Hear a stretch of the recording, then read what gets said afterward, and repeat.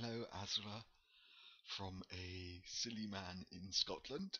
Um, uh, you have been very patient, um, because I have been doing too many silly things, and I have not sent you a reading for a couple of days, I think. I'm very sorry. Um, what were we doing? I know what we were doing. We were doing Noel Malcolm's book on the history of Kosovo, and I will perhaps return to that because it is quite important, I suppose. Yes, very important. But you are not feeling very well today.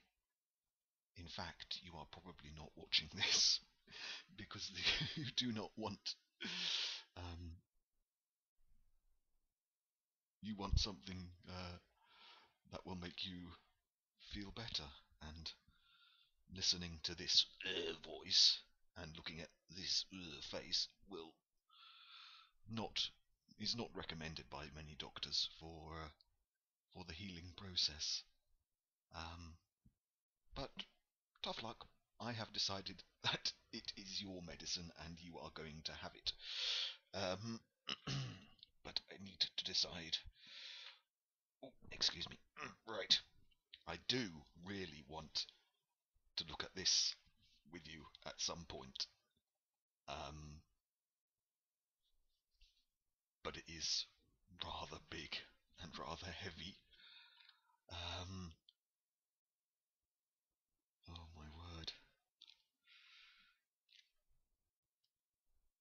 But I am sure that you will. Well, I'm not sure. I don't know. I think that you will like it. It looks very interesting. Um, but perhaps for a poor, unwell, beautiful lady, it isn't the best thing to choose. So, what else can I do to make you happy? Hmm. Um, I did have something ready, I promise. Uh, oh, hang on. Something funny. Well, everything I do is funny, but perhaps not in the way I want it to be. We will not have any more from Miss or Dr. Milojkovic Juric. Not today, anyway. Um,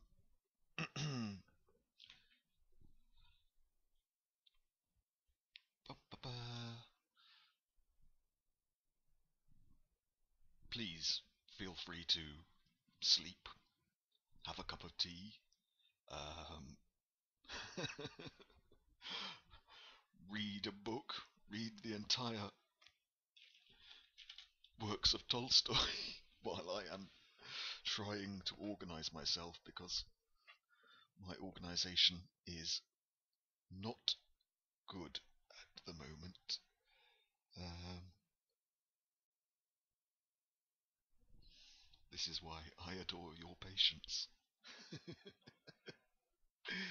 Oh, what am I trying to find? Ah, yes. Oh, bloody hell. Gosh. And this one, if you can see that there, is by my favourite historian of Poland. He wrote the best and biggest history of Poland in English, and he is the expert. Um, but this will be really interesting because it will be about the all the small kingdoms, duchies, territories, Länder, bits of Europe that everyone has forgotten, and I expect that there will be a lot about the Balkans in here.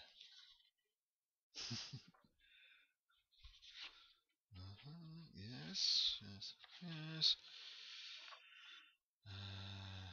No, Spanish kingdoms, Burgundian kingdoms. Wow. Somewhere called Cernagora. Cernagora. Tsernagoa.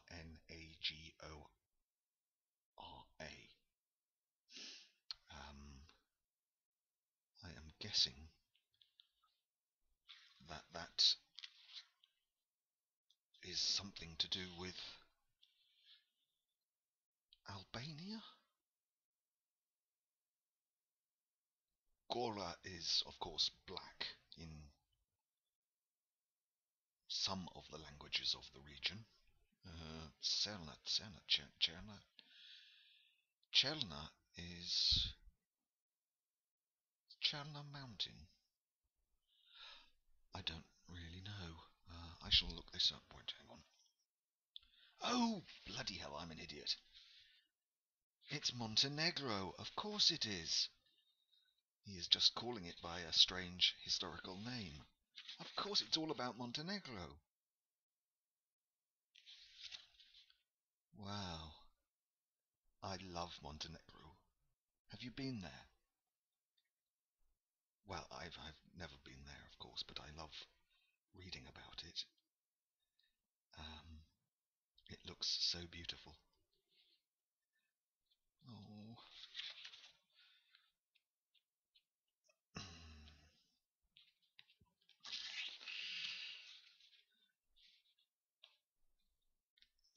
Right, stop it, John. I'm being rude and stupid.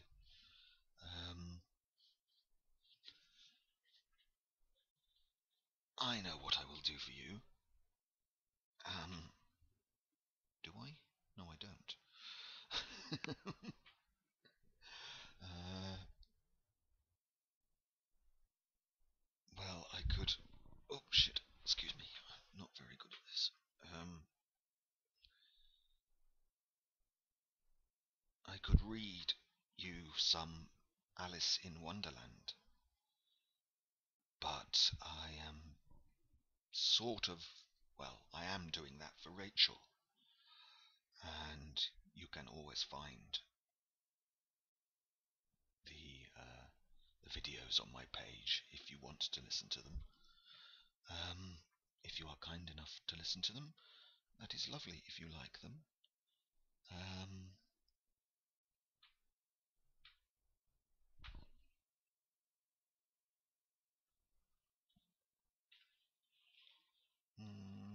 oh, that's something I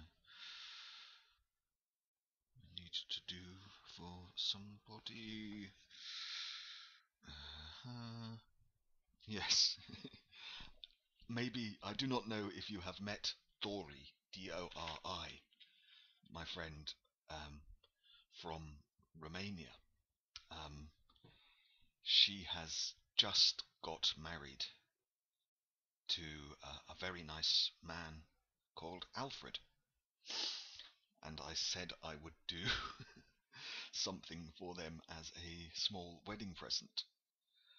Um, Unfortunately, the only Romanian writer whom I know reasonably well is this fellow, Joran, who is a very, very dark and pessimistic man who writes about, well, decay, physical and mental decay. Um, he believes in suicide. He hates a lot of people, and he hates a lot of things. So maybe he is not the ideal person to read as a wedding present for two happy and lovely people. I shall save that for another time. Um, I have a funny book here.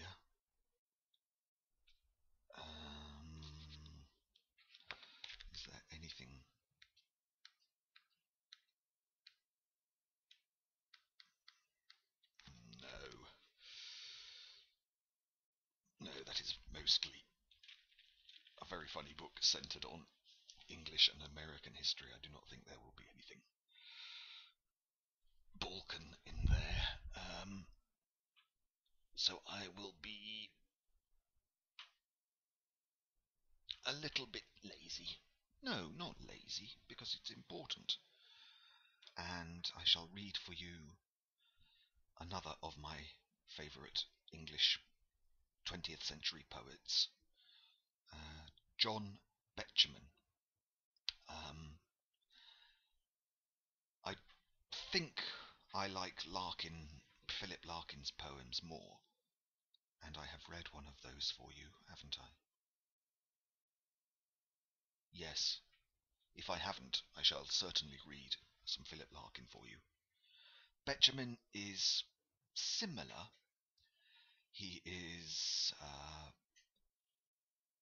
quite old-fashioned in his style. He is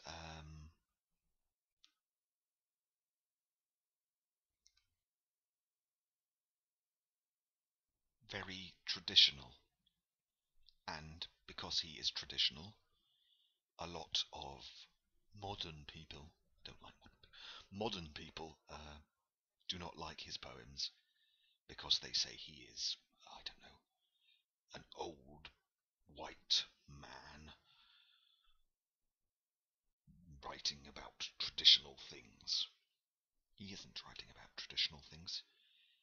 Well, he is, but these things are also timeless. They are universal things, like love and sadness and pain, illness, joy, all the wonderful emotions. Well, they're not all wonderful. Sometimes emotions are horrible. But he writes also I hope, in a very simple style. Uh, so I hope it will not be too confusing if I read one of these. I will try to send you the texts as well so that you can check the vocabulary. Um,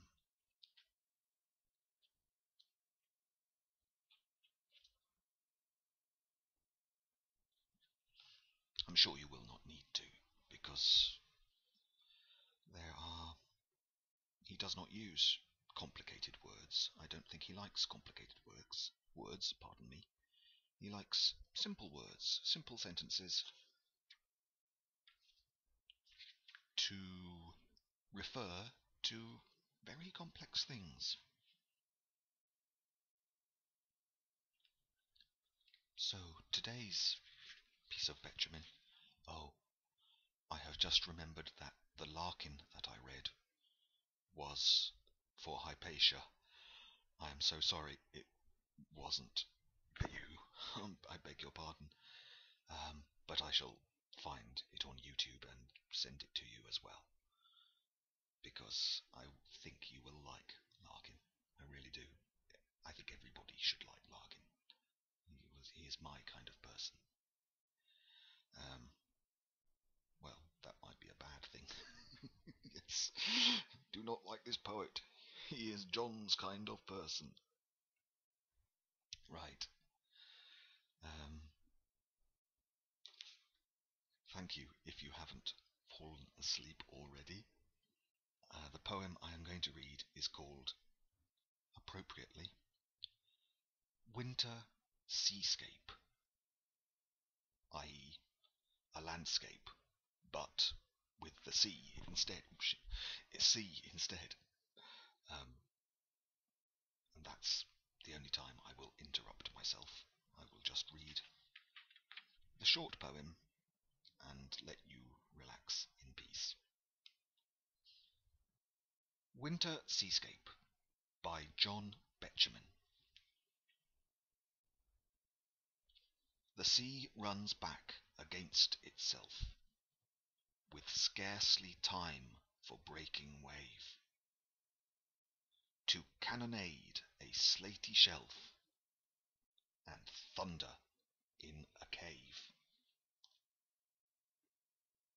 before the next can fully burst, the headwind, blowing harder still, smooths it to what it was at first, a slowly rolling water hill.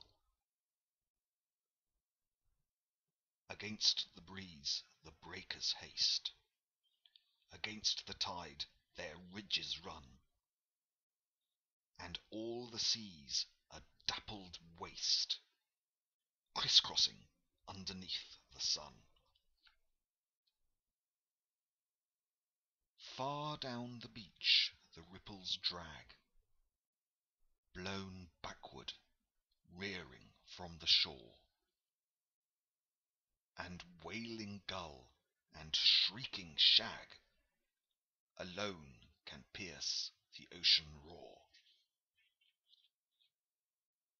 Unheard a mongrel hound gives tongue, unheard are shouts of little boys. What chance has any inland lung against this multi-water noise? Here, where the cliffs alone prevail, I stand exultant, neutral, free, and from the cushion of the gale behold a huge, consoling sea.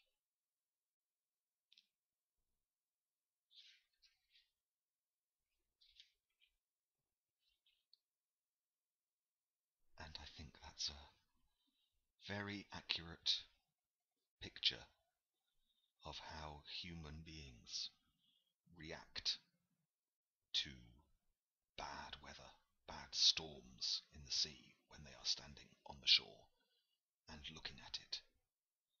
A mixture of confusion, of respect, of awe, and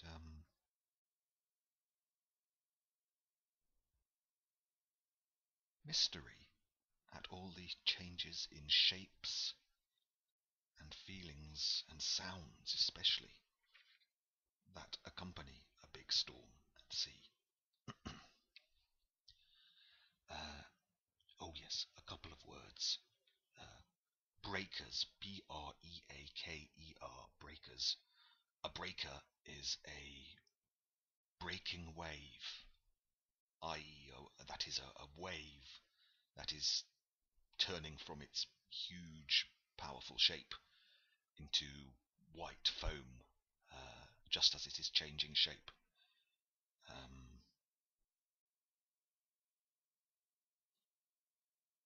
Anything else? Dappled, D-A-P-P-L-E-D. I suppose it really means a combination of black and white. It's effectively a colour. We often say that horses are dappled when they are a mixture of light colours and dark colours. Oh yeah, and the one word, shrieking shag. I'm sure you know what to shriek means, but shag, S-H-A-G, yes, you might you might know the rude version of that word. But here it is not the rude word, it is the other meaning of it, which means a seabird. A shag is a type of seabird, very similar to a cormorant. These are words you will not use, well, ever, unless you become an expert in the birds of the coast, as well as being an expert in 600 or 700 other things.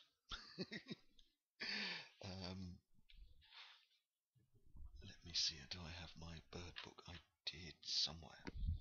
No, it's not here. I was going to show you a picture of a shag, S-H-A-G, but I'm sure you can find one if you are interested. sure that you have better things to be interested in. Uh, Good. I think, well, I'm sure that you have better things to do, so you have probably turned off and are swearing at the idiot on the screen who is talking too much. Because he likes talking to you. He really does. He likes yawning as well. I think he might go for a sleep. Um,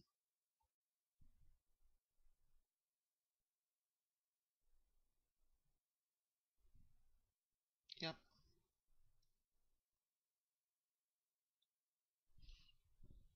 that's it. Yes, I must. Sorry, I am very bad at finishing these little videos. I must just say, thank you for listening. That is all. Take care of yourself, Azra. Bye bye.